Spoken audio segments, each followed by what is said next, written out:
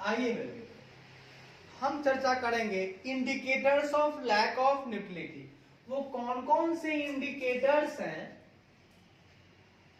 Indicators of lack of neutrality. कहां कहां आपको लगेगा कि यहां पे लैक ऑफ न्यूट्रलिटी है, ठीक है, उसके इंडिकेटर्स आपको मैं बताता हूं। आइए, पहला इंडिकेटर्स है selective correction of misstatement brought to management attention during the audit. वाह, ये साहब क्या कर रहे हैं भैया, ये साहब सेलेक्टिव करेक्शन कर रहे हैं।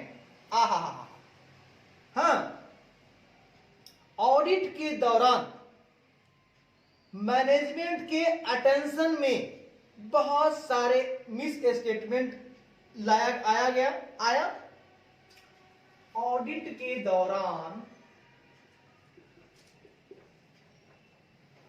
के दौरान मैनेजमेंट के अटेंशन में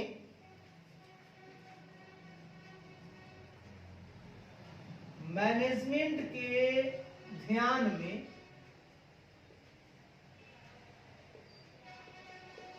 में बहुत सारे मिस स्टेटमेंट आए।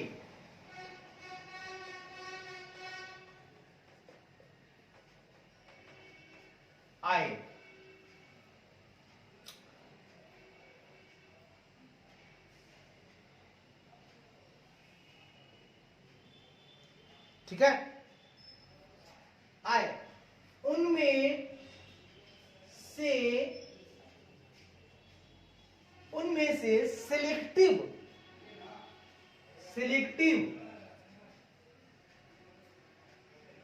मिस स्टेटमेंट का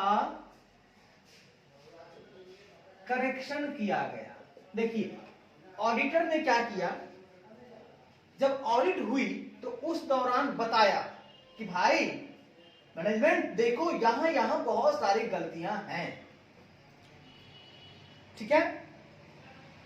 लेकिन उसमें से मैनेजमेंट ने क्या किया, सिलेक्टिव चीजों को करेक्ट किया और बाकी चीजों को करेक्ट नहीं किया। तो सेलेक्टिव मिस स्टेटमेंट का करेक्शन करने से का कारण फॉल्ट तो रह गया, अकाउंटिंग प्रैक्टिसेस में फॉल्ट रह गया उसके। तो ये चेक करेगा, इवैल्यूएशन करेगा ऑडिटर कि भैया तुमने गलत किया है, तुमको बताया गया अगर ऑडिट के दौरान बहुत सारी गलतियां हैं तो सबको ठीक करो ना, कुछ को कर रहा है, यानी कि लैक ऑफ न्यूट्रलिटी है। Example, correcting miss statement with the effect of increasing reported earnings but not correcting miss statement that have the effect of decreasing reported earnings. इसका एग्जाम्पल मैं देना चाहता हूं क्या, कि जो मिस स्टेटमेंट करेक्टिंग था और जिसका प्रभाव, हाँ, increasing reported earnings, effect of, वो क्या प्रभाव कर रहा है, इंक्रीजिंग रिपोर्टेड अर्निंग्स, वहां पर तो करेक्ट किया गया। जहां पर इंक्रीजिंग रिपोर्टेड अर्निंग है, जहां इंक्रीजिंग रिपोर्टेड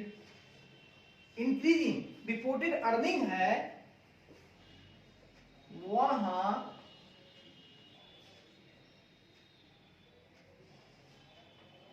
वहां मिस स्टेटमेंट करेक्ट किया। ठीक है, वहां क्या किया, मिस स्टेटमेंट को करेक्ट किया।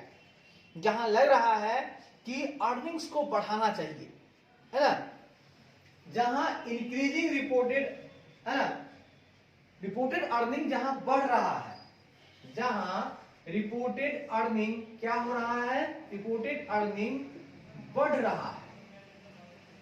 रहा है, तो वहां पर मिस स्टेटमेंट को सही कर लिया, चलो भाई बढ़ रहा है। लेकिन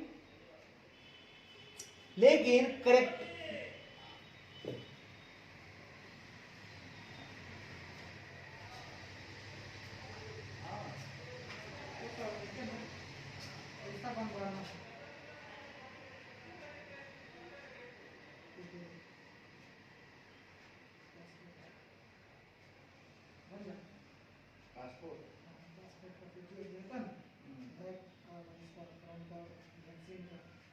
सबको एक ही पेज में हो जाएगा।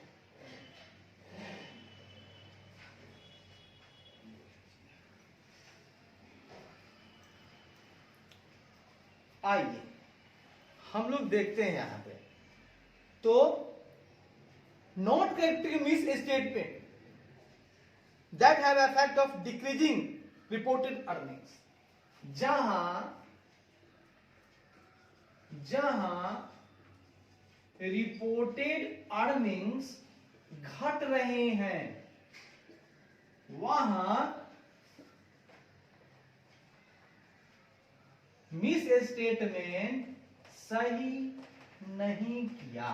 वाह, बड़े मैनेजमेंट जहां देख रहा है अर्निंग बढ़ रहा है तो मिस स्टेटमेंट करेक्ट कर लिया, और जहां देख रहा है कि प्रॉफिट घट रहा है वहां पर वो मिस स्टेटमेंट जो है सही नहीं किया। तो इसको क्या कहिएगा? Lack of neutrality. अगला पॉइंट,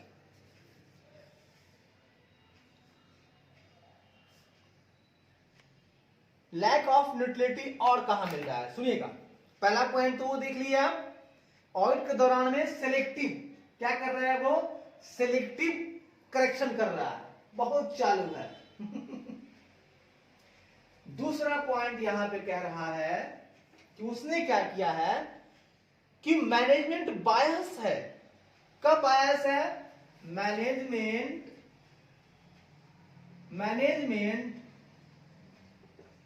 पक्षपात कर रहा है अकाउंटिंग एस्टिमेट को लेकर। अकाउंटिंग एस्टिमेट्स को लेकर वो पक्षपात कर रहा है, देख रहा है, ठीक है, वहां पर भी लैक ऑफ न्यूट्रलिटी है। वो देख रहा है मैनेजमेंट, अरे अगर हम एस्टिमेट करेंगे मशीनरी का लाइफ अगर हम 20 साल कर देंगे तो हमको अच्छा रहेगा, जबकि उसका लाइफ है 1 साल। अपने फायदे के लिए, अपने व्यापार के फायदे के लिए मैनेजमेंट अगर पक्षपात कर रहा है अकाउंटिंग एस्टिमेट को लेकर तो वहां भी कहा जाएगा कि लैक ऑफ न्यूट्रलिटी है, लैक ऑफ न्यूट्रलिटी है। ठीक है, तो इन सब चीजों को भी ऑडिटर इवैल्यूएट करेगा। और इवैल्यूएशन में लास्ट पॉइंट है ऐसे 540 address possible management biasness in making accounting estimates. और पॉइंट 4 यही कह रहा है, वो ऐसे 540 के हिसाब से कह रहा है। किस हिसाब से कह रहा है भैया? ऐसे 540 के हिसाब से।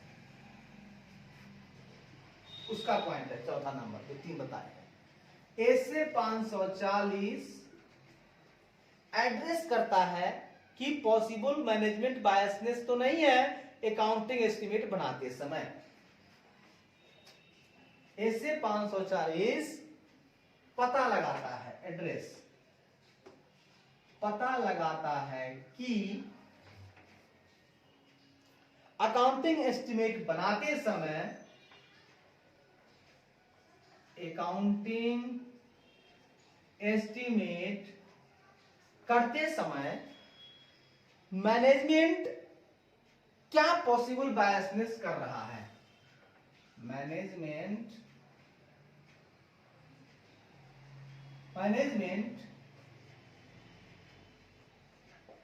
क्या पॉसिबल पक्षपात कर रहा है।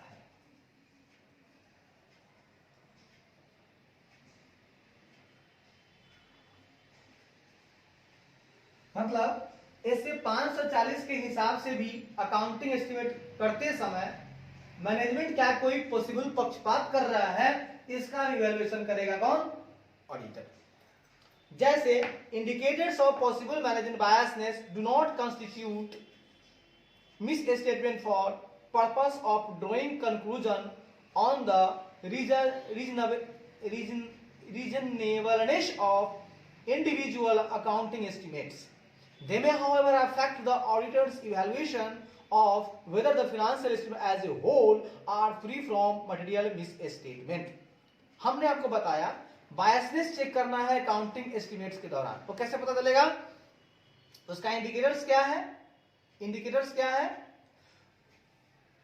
तो यहां पे इंडिकेटर्स जो है उसमें डू नॉट कंस्टिट्यूट, वहां कंस्टिट्यूट क्या नहीं होगा, miss A statement of purpose of drawing conclusion on the reasonableness of individual accounting estimates, किसी भी इंडिविजुअल अकाउंटिंग एस्टिमेट्स के रीजनेबलनेस को लेकर के, है ना, अगर ड्राइंग करता है कंक्लूजन वो, है ना, तो वहां पे बायसनेस नहीं हो सकता है। Possible management bias do not constitute miss statement for purpose of drawing conclusion on the reasonableness of individual accounting estimate. ठीक है, किसी भी, यहां देखिएगा, किसी भी इंडिकेटर्स हम बताते हैं आपको, किसका इंडिकेटर्स, पॉसिबल बायसनेस का इंडिकेटर। अब हम आपको बताएंगे, क्या बताएंगे सुनिएगा।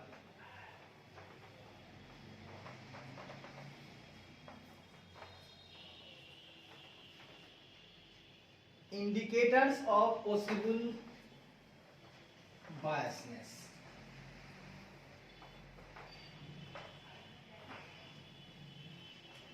सुनिएगा, indicator of possible bias in making accounting practices. Indicators of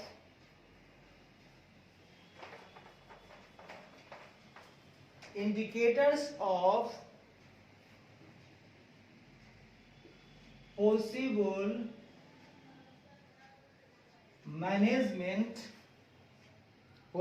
management bias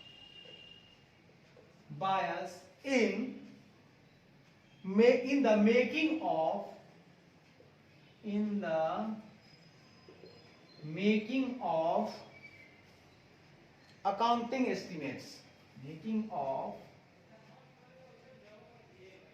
accounting estimates।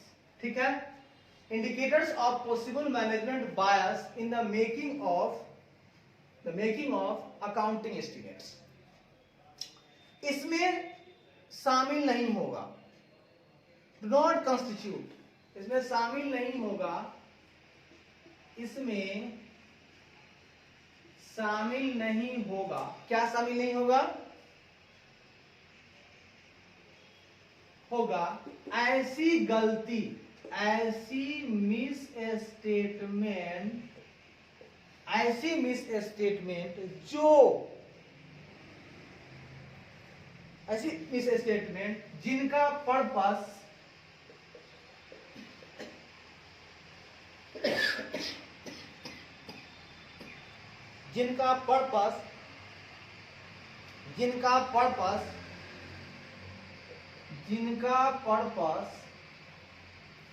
Individual accounting estimate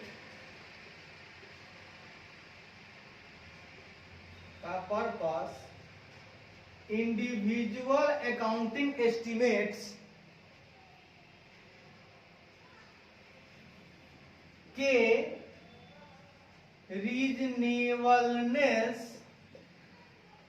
reasonableness के ऊपर कंक्लूजन ड्रॉ करता है,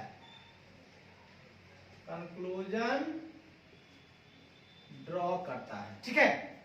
अब हम देखिएगा, मैनेजमेंट यहां बायसनेस नहीं होगा, है ना, हमको बायसनेस अगर देखना है तो यहां नहीं देखेंगे, ऐसी मिस स्टेटमेंट जिनका पर्पस होता है इंडिविजुअल अकाउंटिंग एस्टिमेट्स के रीजनेबलनेस के ऊपर कंक्लूजन ड्रॉ करना। अगर मैनेजमेंट किसी एक अकाउंटिंग एस्टिमेट के रीजनेबलनेस, तर्कसंगता के ऊपर अगर कंक्लूजन ड्रॉ करता है, हाँ, है ना,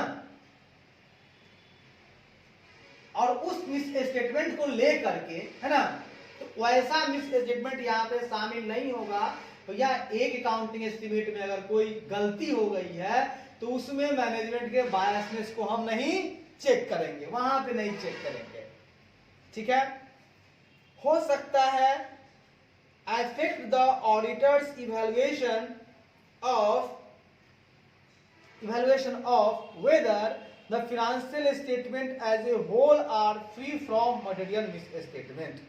हो सकता है कि एक गलती का कोई असर नहीं हो सकता है और इसके कारण, भैया एक गलती है ना, तो इसके कारण हो सकता है कि, है ना, ऑडिटर का जो इवैल्यूएशन किया है ऑडिटर ने, है ना,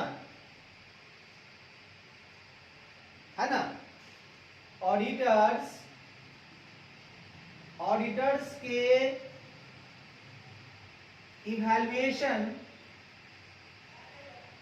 ऑडिटर के इवैल्यूएशन का प्रभाव, है ना, प्रभाव ऐसा हो सकता है कि financial statement as a whole,